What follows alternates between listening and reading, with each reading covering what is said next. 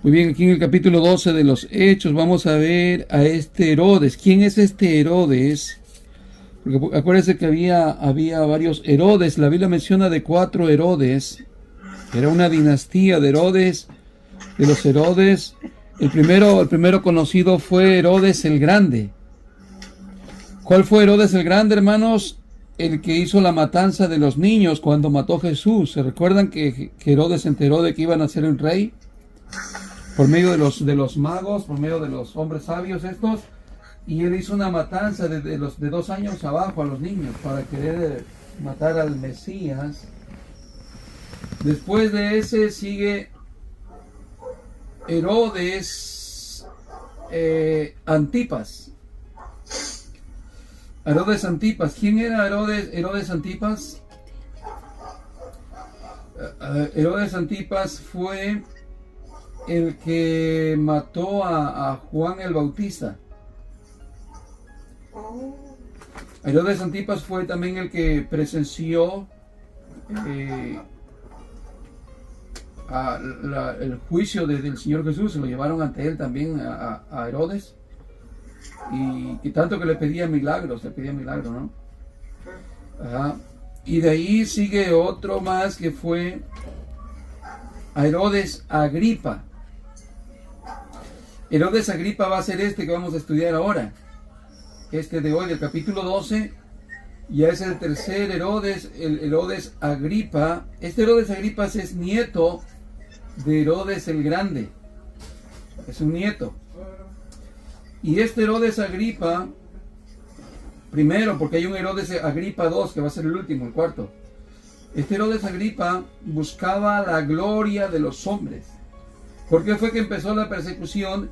Porque él quería agradar a los judíos religiosos, a los judíos que odiaban a Jesús, que odiaban a los cristianos, que los querían destruir, y para complacer a los judíos religiosos, ¿qué hizo? Dice que le echó mano a algunos de la iglesia para matarles. Pero la idea no era para matarles, sino para maltratarles. Pero luego vemos que no hizo solo eso, sino que se le pasó la mano, ¿no? ¿Sí? Entonces este hombre buscaba la gloria de los hombres, congraciarse con los judíos, caerles bien, que lo aplaudieran, que lo elogiaran, que dijeran: oh Herodes, tú eres nuestro rey, eres nuestro grande, te queremos a ti mucho, gloria a ti, Herodes. Así es que este hombre hizo una persecución por la gloria de los hombres, buscaba la gloria de los hombres. Muy bien, vamos a entrar en el verso 1. Ya vimos que hay 4 Herodes, 3. El último va a ser un Herodes Agripa 2, que es el hijo de este Agripas 1. Y en el capítulo 25 y 26 de los Hechos vamos a ver en el estudio, por medio del estudio, cuando lleguemos ahí, que Pablo está apelando a César para ser enjuiciado, porque los judíos lo querían encarcelar, lo querían matar seguramente. Y se puede decir que este Agripa II fue un instrumento que salvó a Pablo de que se quedara enjuiciado en Jerusalén, y le da libre acceso para que se vaya a Roma y para que predique también ahí donde se presenta Pablo. Le predica a todos, incluso a Agripa. Y Agripa dijo, el rey Agripa dice: Pablo, por poco me persuades a ser cristiano. Y Pablo le dijo: ojalá, Agripa, ojalá, y no solamente tú, sino todos aquellos que me escuchan hoy aquí, ojalá que se fueran como yo, excepto estas cadenas que me tienen atado. Dice. Entonces vemos que el último Agripa que existió en la dinastía fue el que le ayudó a Saulo. Se puede decir que fue un instrumento para que Pablo no quedara en manos de los judíos. Sí, y de ahí se destruyó la dinastía. De ahí Roma destruyó la dinastía de los Herodes. Se acabó hasta ahí. Muy bien, entonces dice el verso 1 del capítulo 12. En aquel mismo tiempo el rey Herodes echó mano a algunos de los de la iglesia, para maltratarles. Verso 2. Y mató a espada a Jacobo, hermano de Juan.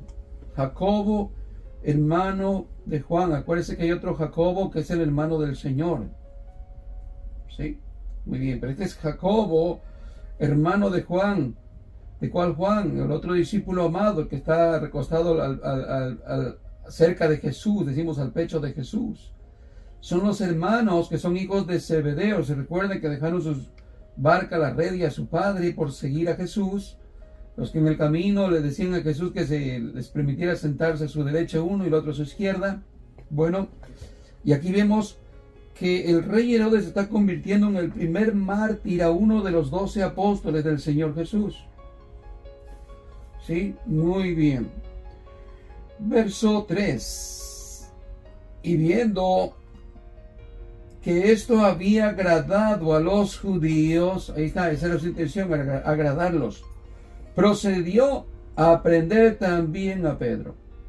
Como quien dice, bueno, si ya veo que les caigo bien y les agarré uno de los apóstoles y miren qué emoción tienen los judíos, están celebrando, están con un gozo tremendo, con una alegría que les...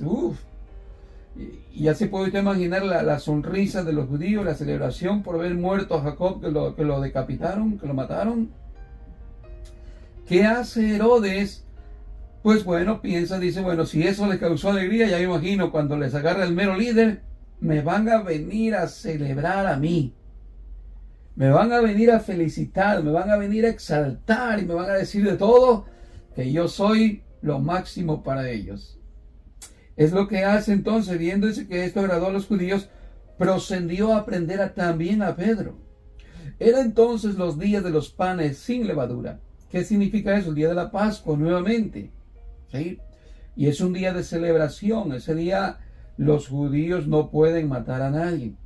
Esos no, fíjense, es un pueblo santo y no pueden hacer nada en ese día. Tienen que esperarse un poquito. Dice, y habiéndole tomado preso, le puso en la cárcel, entregándole a 4 grupos de 4 soldados cada uno, bien vigilado, bien esposado, bien custodiado.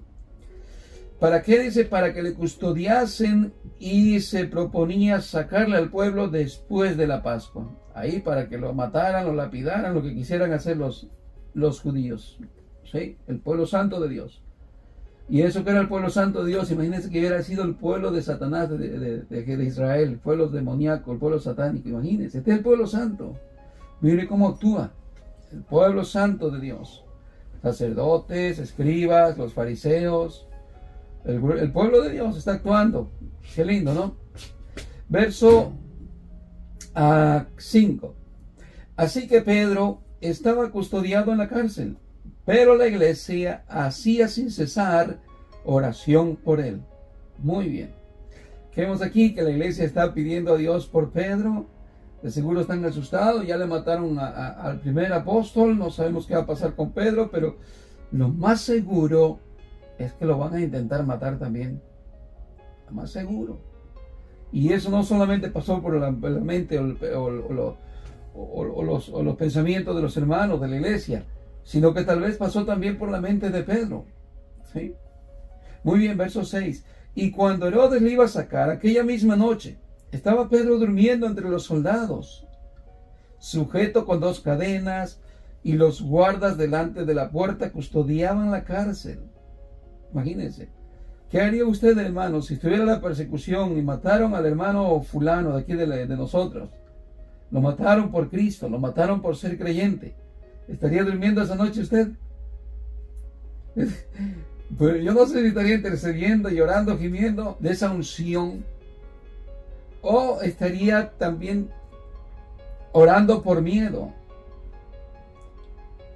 No sé, pero el punto es que Pedro no está desvelándose, Pedro no está orando, Pedro está tranquilo, Pedro está bien dormido. Está viendo que le acaban de cortar la cabeza a Jacobo. Y yo pienso que usted y yo mínimo estaríamos despiertos, mínimo, muy mínimo. Si alguien de aquí muriera, que porque lo mataron, hermano, por ser cristiano, mínimo estaría despierto, hermanos. No digo más, pero si pudiera ser más, yo no sé, se iría del lugar, buscaría otro refugio, yo qué sé. Pero no estaría durmiendo. Lo último que estaría sería durmiendo. Lo último. Eso sería lo último.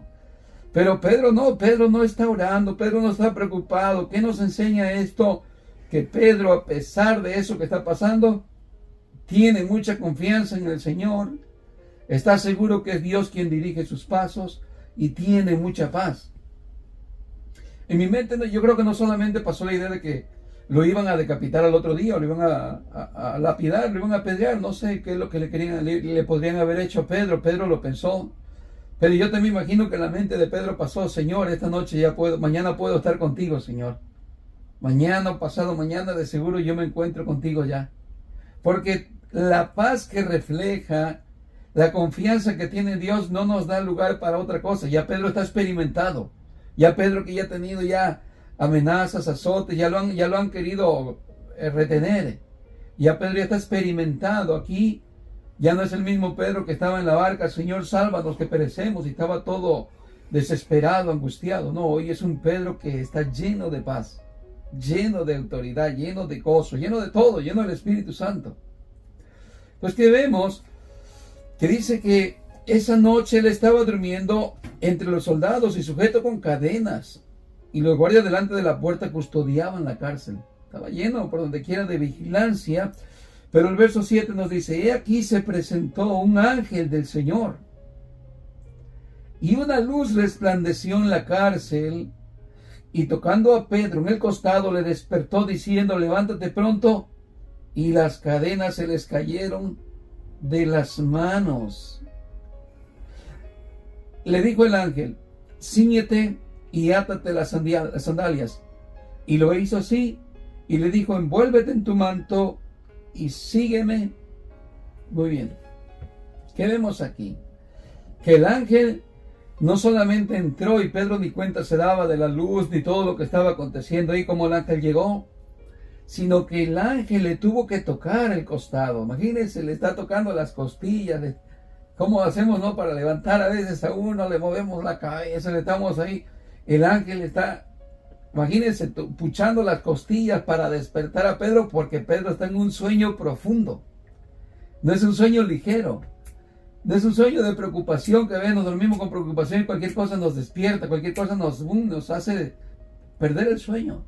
No, Pedro está en un sueño profundo que el ángel tiene que tocarle las costillas para despertarlo. Bueno, Pedro despierta y el ángel le dice que se levante pronto, y en ese momento las cadenas se le caen de las manos. Igual le dice el ángel que se ciña y que se ate las sandalias, y lo hizo así. Acuérdense de aquel tiempo que ellos usaban como un tipo túnicas. Así es que para esta palabra ciñete es algo que tenía que ver como que se agarre su ropa como un pantalón corto, así como para poder caminar más rápido. Se decía cuando iban a la guerra se ceñían así la vestimenta, las túnicas. Digamos, por la parte de en medio le buscaba la forma de hacerle un nudo para que quedara como tipo short. ¿Sí me entienden, hermanos? Muy bien. Y de ahí le dice: átate las sandalias. Esto tiene que ver seguramente las sandalias como lo que enseña en Efesios el apóstol Pablo acerca de lo que es la armadura de Cristo, la armadura para predicar el evangelio.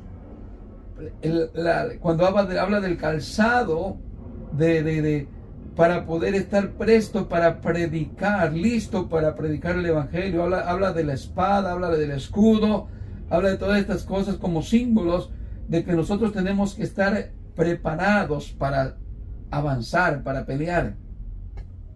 Bueno, igualmente aquí vemos esto de las sandalias, seguramente es porque Pedro no va a terminar ahí su recorrido, tiene que seguir adelante todavía anunciando el evangelio. Muy bien, ahora el verso, el mismo verso 8 le dice: envuélvete en tu manto y sígueme. ¿Qué simbolizaba el manto, hermanos? Ya lo que hemos hablado del símbolo del manto, simboliza autoridad, autoridad.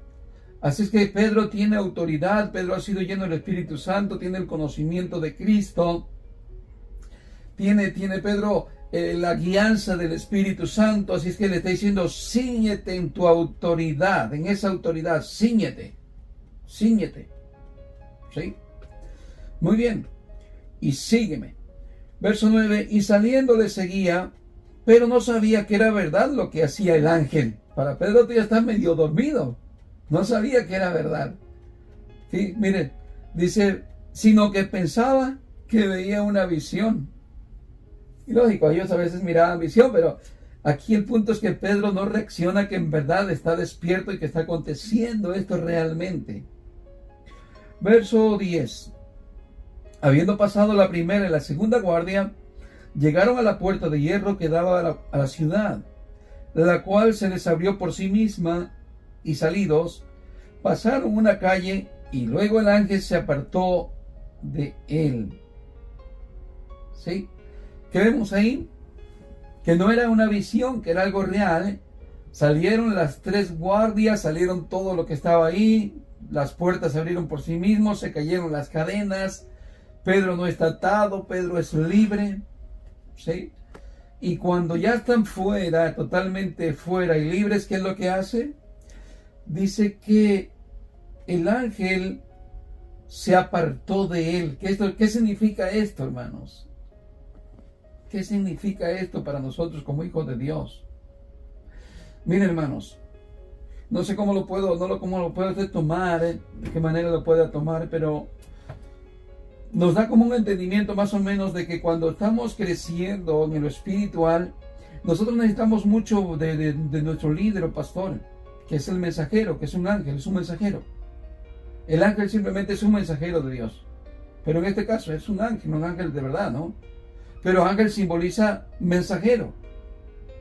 Pero que cuando ya has madurado en el conocimiento de Dios, has crecido, eres un hombre maduro, un cristiano maduro en la fe, hermano, ya no necesitas que esté a la par, si se podría decir, el ángel, el pastor, que tienes que tú mismo ceñirte y tú mismo caminar, ¿se entiende?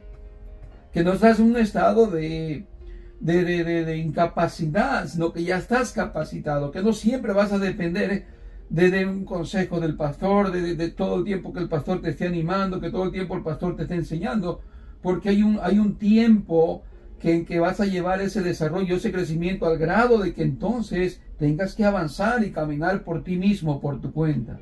¿Se entiende?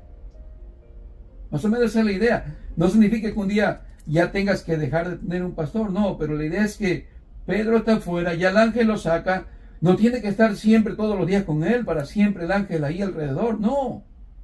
¿Por qué? Porque para eso Dios nos ha capacitado, para que cada uno de nosotros podamos caminar, podamos avanzar, podamos, por medio de lo que hemos recibido, como le dijo el ángel, cíñete tu capa. Nosotros también hemos recibido el Espíritu Santo de Dios. También somos guiados por el Espíritu de Dios, que es la palabra del Señor, esta que estamos estudiando. El problema es que si no nos capacitamos, no meditamos en ella, no escudriñamos, siempre como que vamos a querer que el ángel esté al pie de nosotros. Siempre el ángel, cualquier cosa, quiero que el ángel me ayude, quiero que el ángel venga y me abra el camino, quiero que el ángel sea el que me lleve. ¿No? Muy bien. Entonces, verso 10... dice que el ángel se apartó de él. Verso 11, entonces Pedro, volviendo en sí, dijo, ahora entiendo verdaderamente. Ahí ya volvió en sí, ahora sí se cuenta que era real. Que el Señor ha enviado su ángel y me ha librado de la mano de Herodes y de todo lo que el pueblo de los judíos esperaba. Sus mismos hermanos, el pueblo judío, el pueblo santo de Dios, lo que esperaba, no sé, de la verdad no sé si le iban a lapidar o le iban a cortar la cabeza también. Pero dijo Pedro, verdaderamente el Señor, y aquí es donde podemos, hermanos, estar confiados que el Señor es soberano. Nosotros tenemos un día definido, el día que nosotros vamos a comparecer ante el Señor, o que la muerte va a llegar a nosotros. Eso va a ser una cita, como dijo alguien por ahí, a la cual ninguno de nosotros va a faltar a esa cita. A la cita de la muerte nadie falta. Nadie. Podemos faltar a otras citas. Podemos faltar a cualquier cita. Pero la cita con la muerte es una cita segura.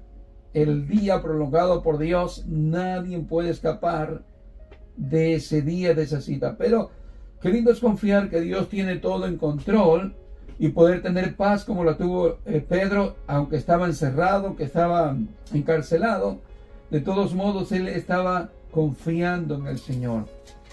Muy bien, ahora el verso 12 nos dice, y habiendo considerado esto, llegó a casa de María, la madre de Juan, el que tiene por sobrenombre Marcos, donde muchos estaban reunidos orando. Ahí estaba la iglesia orando, ¿no? Estaban orando por Pedro. ¿Se recuerdan el otro verso que leímos? Muy bien. Entonces Pedro sale y se dirige a casa de María, que ahí estaba una iglesia. Acuérdense que la iglesia en aquellos días también se formaba en casas, no eran en edificios. No eran edificios, la mayoría eran en casas, no tenían edificios. No. Acuérdense que la iglesia primitiva no era una iglesia muy social, donde vamos a levantar nuestro templo con toda la libertad de expresión, y no era así. Andaban en catacumbas, andaban escondiéndose y andaban en casas. La mayoría de la iglesia perteneció en casas.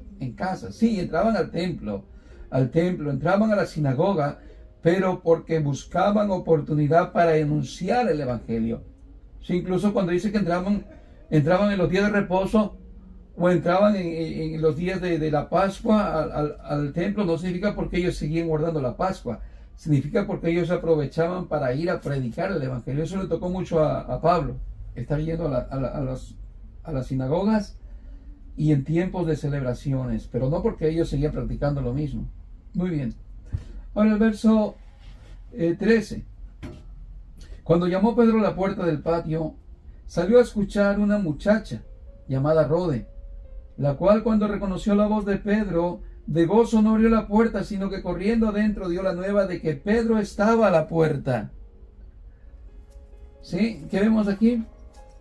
Bueno, que al parecer la iglesia estaba metida en oración profundamente, pero mira, aquí parece que hay incredulidad, Vamos a juzgar un poquito mal a la iglesia primitiva, que nosotros pues hemos visto que es la edad de oro, la iglesia primitiva, lo máximo. Pero ¿qué vemos en contexto aquí? Están orando por la iglesia, la iglesia está orando por Pedro. Pedro sale de la cárcel milagrosamente, el Señor manda un ángel, todo. Y cuando Pedro está a la puerta de allá de la casa de la iglesia, se puede decir, la muchacha que la ve de emoción no le abre ni la puerta. Bueno, yo vamos a pensar que la muchacha, vamos a disculparla, la muchacha vamos a pasarla por alto porque es pura emoción, vamos a decir la muchacha, por emoción corrió y no le abrió. No significa que ella no crea que es Pedro, vamos a suponer que ella sí cree que es Pedro. Pero aquí vamos a ver a los demás hermanos que no van a pensar que es Pedro, van a pensar que es un ángel, el ángel de Pedro, o el espíritu de Pedro. Muy bien, eso significa como que están orando como creyendo que no va a suceder lo que están pidiendo. Y a veces estamos nosotros orando, Señor, yo te pido por esto. Y cuando está sucediendo, ¿y a poco será que Dios está haciendo lo que yo le estoy pidiendo? ¿Será que es cierto que mi hijo puede cambiar? ¿Será que mi esposa puede? Y yo se lo puse en la mano al Señor, a mi hijo. No, pero no creo que cambie jamás, ese va a ser el mismo.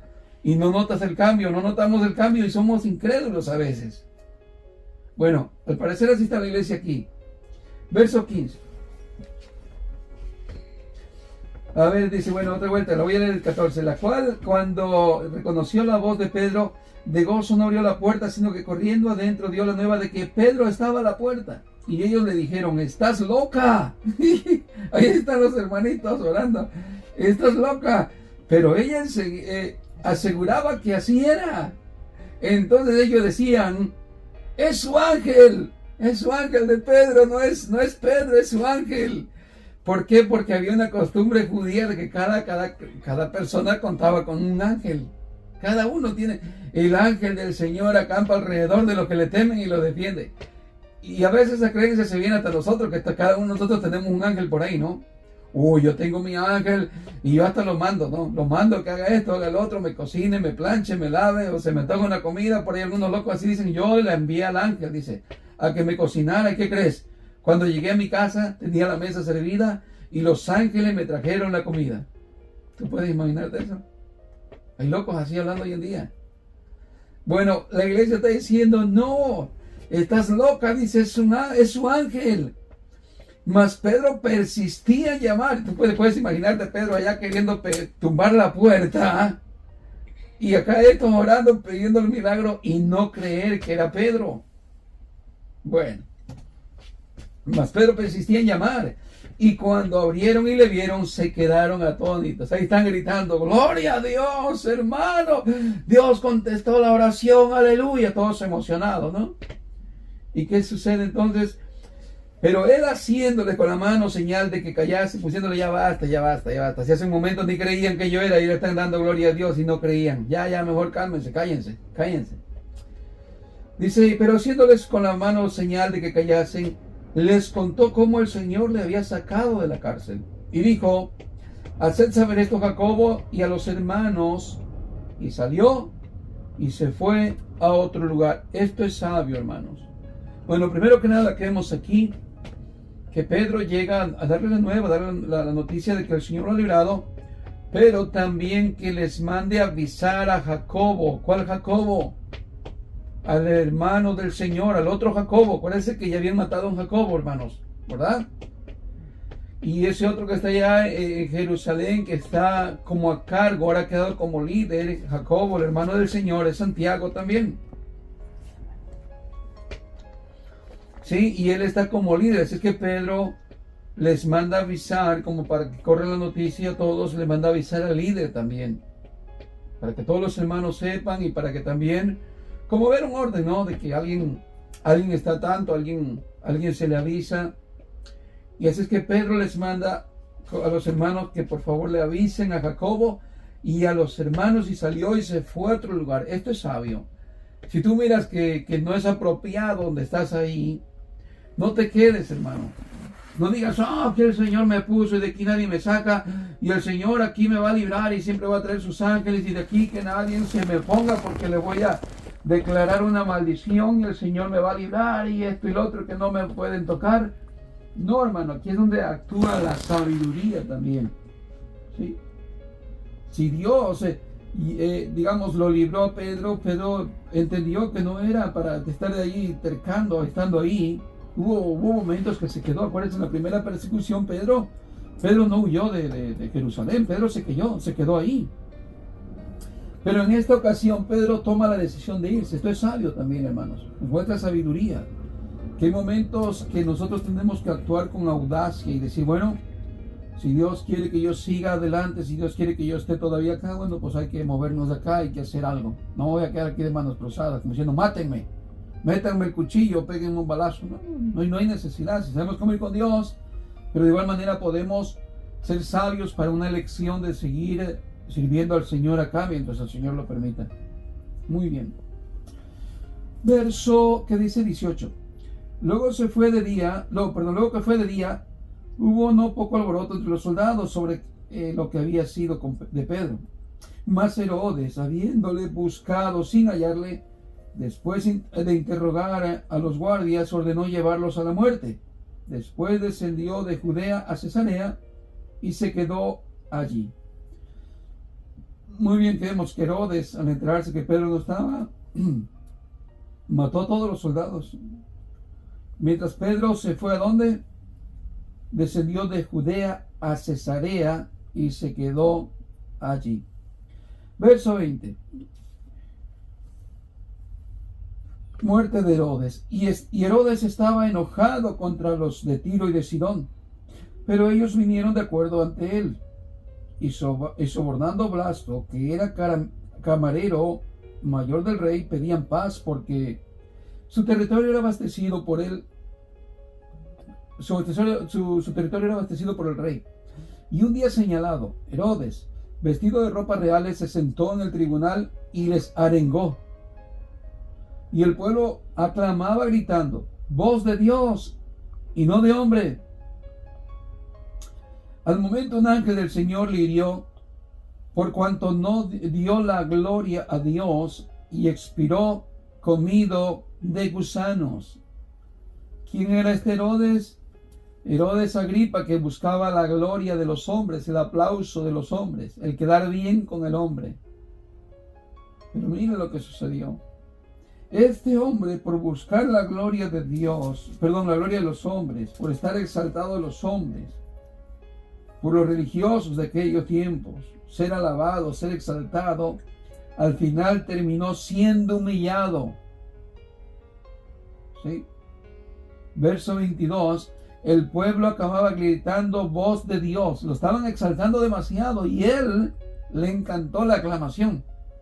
No fue para decir, hey, cállense, cálmense. La gloria le pertenece a Dios. Dios es el único que merece ser exaltado y glorificado. No. Entonces, ¿qué pasa? Dice que al momento un ángel del Señor le hirió por cuanto no dio la gloria a Dios y expiró comido de gusanos. Hay otra versión que dice que el ángel vino y lo hirió, enfermó y murió y fue comido de gusanos. Y vemos cómo terminó este Herodes Agripas. Era un hombre que buscaba gloria de hombres. ¿Sí? Por eso es terrible, hermanos, si nosotros buscamos la complacencia de los hombres, el complacer al hermano, a los hermanos, al mundo, el pastor complacer a la iglesia. Hay pastores, hermanos, que por complacer a la iglesia le dan cargo, los hacen grandes, siempre lo están exaltando, ya sea personalmente o a través de la predicación. Y como dijo el apóstol Pablo, si yo agrado a los hombres, entonces no soy de ese apóstol de Cristo. Pero hay gente, hermano, que busca el halago, los aplausos, la gloria terrenal. Como dijo Jesús acerca de los fariseos y los sacerdotes que no se convertían al Señor, porque buscaban más la gloria del hombre que la gloria de Dios. Preferían que la gente les besara la mano, les llamaran rabí en público. ¿Sí? Bueno. Así es que termina este hombre avergonzado y humillado, dice. Esta es una muerte como si era totalmente humillación. Muy bien, verso 24. Pero la palabra del Señor crecía y se multiplicaba. Y Bernabé y Saulo, cumplido su servicio, volvieron a Jerusalén, llevando también consigo a Juan, el que tenía por sobrenombre Marcos. Por aquí va a desaparecer Pedro por un poco de tiempo. Si no estoy mal, yo no sé si vuelve a entrar en acción después Pedro. Si no, no sé si ya de aquí en adelante es puro Pablo de aquí en adelante. Pero aquí ya se cambia nuevamente la cámara. ¿Se recuerda dónde estaba Bernabé y Saulo? Estaban en Antioquía, ¿no? Y aquí vamos a entrar en el capítulo 13, donde dice que es su primer viaje misionero de Bernabé y Saulo. No sé si lo tiene en su contexto y la Biblia dice Bernabé y Saulo comienzan su primer viaje misionero. Esta Reina Valera 1969 aquí tiene ese como un contexto y lo que nos da a entender, mire cómo comienza esto. Bernabé y Saulo. ¿Por qué? ¿A quién enviaron de Jerusalén? A Bernabé. ¿Y por qué vino Pablo a... Sí, había dos Antioquías. La Antioquía más cerca era la ciudad, como decir, original. Y había una Antioquía no sé de qué, de Lidis, no sé cómo va a decir más adelantito. De Pisida. Aquí está en el verso 13. Vea el capítulo 13 y verso 13. Pablo y Bernabé en Antioquía de Pisida. Esa es otra Antioquía. Pero no es donde Pablo va a ser como su fortaleza. ¿Se acuerdan que en el estudio pasado vimos que Pablo fue a Antioquía y que ahí es como su fortaleza? Él sale a diferentes lugares como misionero y muchas veces regresa a Antioquía, pero esa Antioquía que es la que está más cerca de Jerusalén. Esta otra Antioquía que estamos viendo aquí de Pisidia es más pequeña. Es muy pequeñita, pero esta está muy lejos de Jerusalén, es más lejos que la otra. Se puede decir que la otra es la original y esta es como una pequeña. Sí, muy bien. Bueno, entonces vamos a ver que empiezan el primer viaje misionero y Bernabé es nombrado primero como dándole a entender que él es el líder. Bernabé y Saulo, dice. Acordémonos que Bernabé está lleno del Espíritu Santo, está lleno de gracia, lleno de amor. Este hombre... Y cuando va por Saulo, él es quien llega llevando a Pablo como que él es el líder, como que Bernabé es el líder. Y hasta cierto punto vamos a mirar que Bernabé está actuando, pero luego, por medio del denuedo, la capacidad que tiene Saulo, luego ya cambian las situaciones como que quién es ahora un líder. ¿Sí? Eso vamos a ver un poquito ahí. Muy bien. Dice verso 1 del capítulo 13. Había entonces en la iglesia que estaba en Antioquía profetas y maestros: Bernabé, Simón, el que se llamaba Níger, Lucio de Cirene, Manaén, el que se había criado con Herodes, el tetrarca.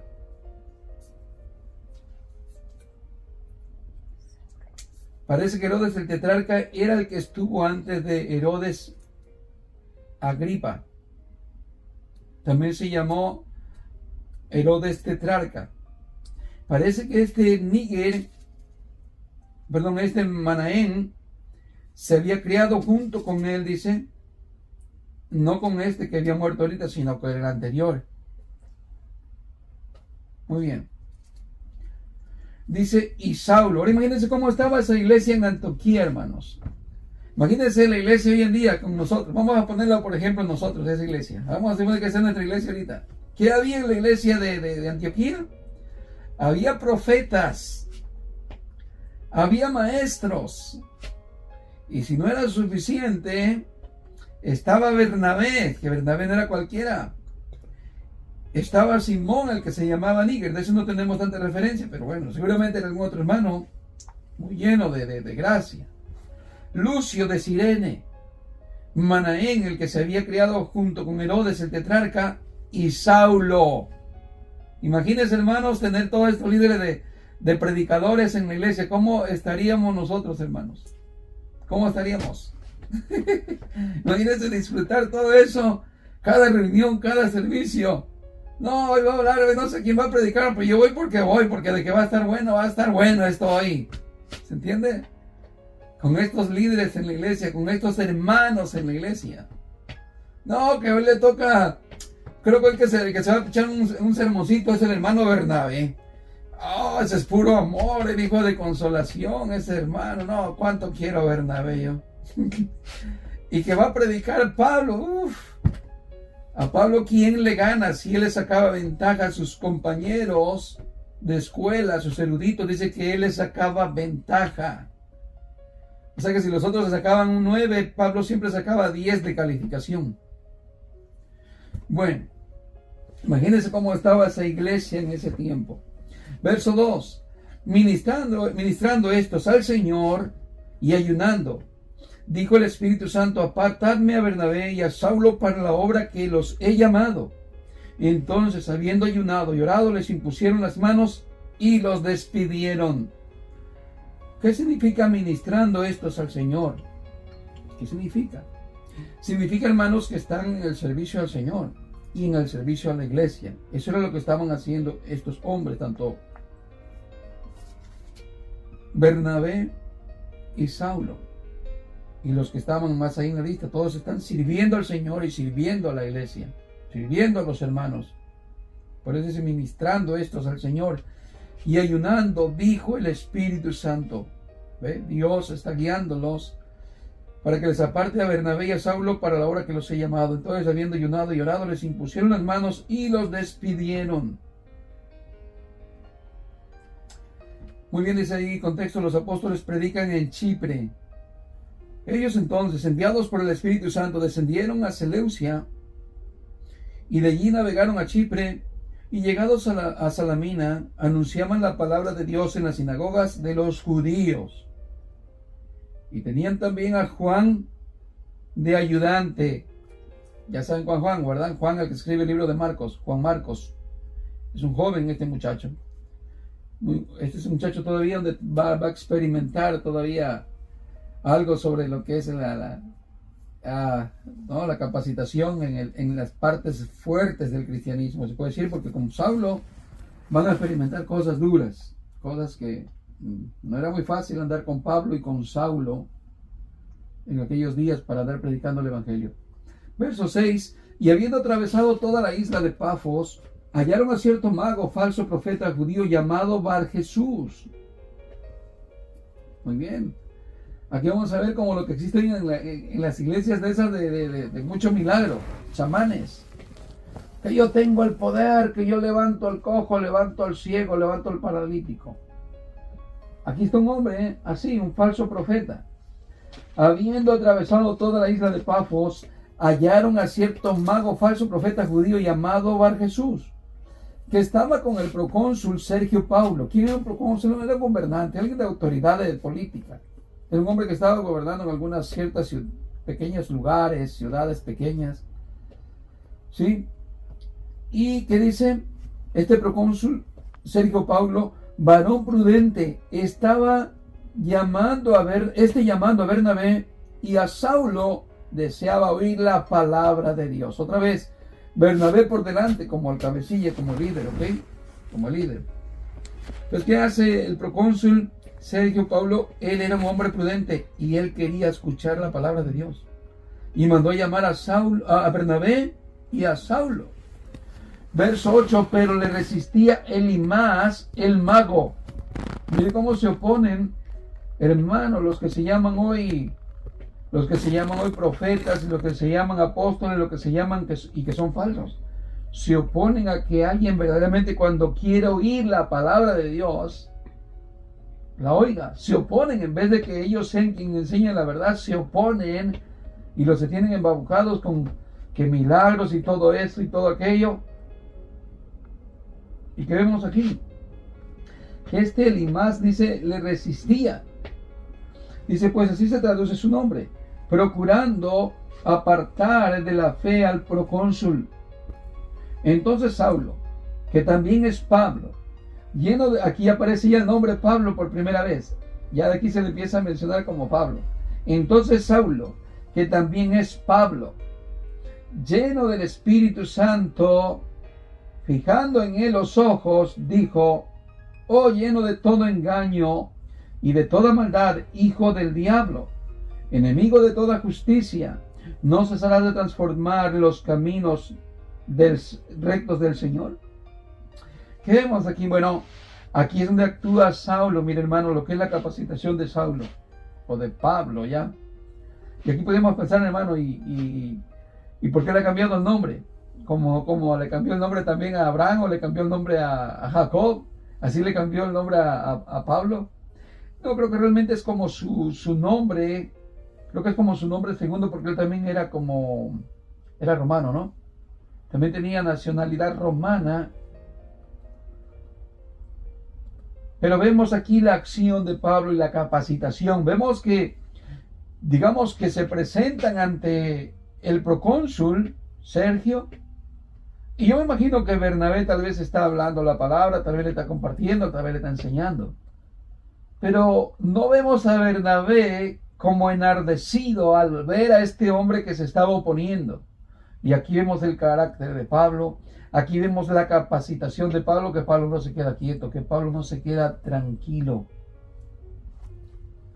Como diciendo, mira, Jesucito te ama, Él te puede ayudar y tú confía en Él. No, sino mira la actitud para aquellos que piensan que no se debe juzgar, que no se debe condenar a nadie y que Diosito lo ama todo. No, mira la actitud de un hombre lleno de autoridad. Pablo, ¿qué es lo que hacen? Entonces Saulo, que también es Pablo, lleno del Espíritu Santo, fijando en él los ojos, se le quedó mirando. Y dijo, oh lleno de todo engaño y de toda maldad, hijo del diablo. Es bíblico a veces decir hijo del diablo. Yo sé que por ahí hay mucha gente que lo utiliza, hermano, con mal sentido. Y a todo el mundo le quiere decir, oh, hijo del diablo, tú eres un hijo del diablo. No se tiene que usar ese vocabulario. Mire, a veces se oye en el contexto que hay gente que lo hace adrede como para ofender. Pero esto, digamos, si se puede decir, tiene un contexto bíblico. ¿Pero por qué? Porque Pablo está viendo con discernimiento la actitud de este hombre, la acción de este hombre. Cómo se está oponiendo para que alguien que tiene fe quiere oír la palabra y él está siendo estorbo. Vea con qué autoridad le está hablando. Así es que le dice, hijo del diablo, enemigo de toda justicia, ¿no cesarás de trastornar los caminos del Señor? Y nosotros podemos decir, ¿y cuándo se van a cansar esos falsos pastores que no aman a la gente, que proponen que den más dinero, que le sacan el diezmo, le sacan lo otro, le sacan lo otro. ¿Hasta cuándo se cansarán de trastornar los caminos rectos del Señor? ¿Cuándo? ¿Hasta cuándo se cansarán? Verso 11. Ahora pues, he aquí la mano del Señor está contra ti, y serás ciego y no verás el sol por algún tiempo. E inmediatamente cayeron sobre él oscuridad y tinieblas, y andando alrededor buscaba a quien le condujese de la mano. Miren nomás a Pablo. Miren nomás aquí donde vemos esa elocuencia y autoridad de Pablo, que no es un hombre novato, que no es un hombre, como él mismo enseña, que para nosotros poder servir al Señor, poder trabajar como en la predicación, que él enseña que no debe ser un neófito, ni un recién convertido, que no es llevado por emociones, que no es llevado por su propio ego, por su orgullo. Por eso mismo dice ahí que no sea un neófito, no sea que se envanezca y caiga en lazos del diablo, o sea, el orgullo, la altivez, la vanidad. Y por supuesto va a estar enseñando cosas que no son bíblicas, como hemos pasado nosotros. Yo lo he pasado por no haber tenido una capacitación, por haber seguido ese camino, esa práctica de que ya tengo 3 meses de convertido y ya puedo empezar a predicar, aunque sea con mi testimonio de que yo era esto y era lo otro. Yo lloraba mucho, pero ahora tengo mucha felicidad después de que Cristo llegó a mi vida, me compuso todo y ya no tengo más nada que hacer. No, hermanos. Aquí vemos un hombre que estuvo varios años, que no estuvo, hermanos, como diciendo yo ahorita yo voy a ir a ser un apóstol de las naciones, aunque lo fue. Pero en su momento Pablo estuvo como 3 años. Como 3 años en capacitación, en soledad, en desierto. Para ir a Jerusalén, cuando fue por él, Bernabé ya había pasado tal vez como alrededor de 8 a 10 años que él no había ido nunca a predicar a Jerusalén. Nunca había ido. Entonces imagínense cómo está de capacitado, cómo está yendo, cómo está preparado. Y cuando se le presenta la oportunidad no se queda callado, no se detiene, mientras que Bernabé no era su estilo todavía de predicar, no era su capacitación que él tenía otra área de capacitación, pero vemos cómo sale la capacitación de Pablo, que por eso lo fue a buscar de Bernabé, porque dijo, yo sé quién ir a buscar si se trata de hablar otro idioma que yo no sé, porque él no hablaba griego seguramente, Bernabé no hablaba griego, mientras que Pablo sí. Pero no solamente hablaba más lenguaje, sino la capacitación de Pablo. Vemos aquí, y de aquí en adelante como que las cosas cambian. Miren, entonces dice, el procónsul, viendo lo que había sucedido, creyó maravillado de la doctrina del Señor. No se convirtió por el milagro, sino por la enseñanza que le dieron Bernabé y Pablo. Y aquí cambian las cosas, mira el contexto. Pablo y Bernabé en Antioquía de Pisidia. Mientras que acá en el capítulo 3, el contexto es Bernabé y Saulo comienzan su primer viaje misionero. El procónsul llamado Sergio Pablo dice que llamó a Bernabé y a Saulo. Pero al terminar este evento vemos cómo hubo este suceso donde Pablo, con esa autoridad, y no estoy diciendo que están peleando el rango, hermano, no están peleando quién va a ser un líder o quién es otro menor, pero como la Biblia nos resalta cuando ese liderazgo, hermano, no es por pelearlo, no es para que te respeten, sino que es un líder. Un líder es el que va por delante, un líder es el que guía, un líder es el que sirve, un líder es el que está capacitado, que te enseña el camino por donde ir, que es un guía por donde debemos pasar. Eso es un guía. Y Pablo no está peleando puestos, pero vemos cómo se levanta él con esa actitud, con esa fuerza. Yo no sé, tú imagínate al otro que estaba ahí con ellos, imagínate a Juan Marcos. Juan Marcos tal vez hace como yo, saca la guitarrita y dice, cantemos un cantito, hermano, porque veo que las cosas se están aquí poniendo un poco alteradas, ¿no? Como que yo veo que aquí van a salir chispas. Mejor cantemos un cantito y la paz del Señor esté con todos nosotros, hermano. ¿Por qué? Porque a veces no estamos capacitados así como lo estaba Saulo o Pablo. Muy bien, mis hermanos, pues lo vamos a dejar ahí hasta el verso 13 y luego vamos a ver a Bernabé a Pablo y a Bernabé en Antioquía de Pisidia.